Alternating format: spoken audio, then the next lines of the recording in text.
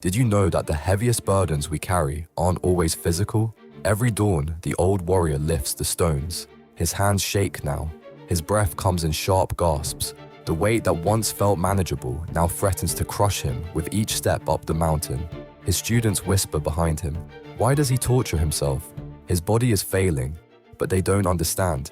In his mind, each stone has a face. His daughter who needs guidance. The village that looks to him for protection. The young warriors who need his wisdom. The weight isn't punishment, it's purpose. Life will give you burdens whether you choose them or not, he thinks. Sweat dripping onto the ancient path.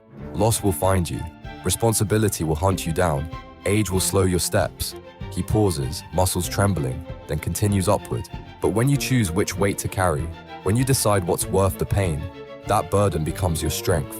The stones don't get lighter, but their meaning makes him stronger.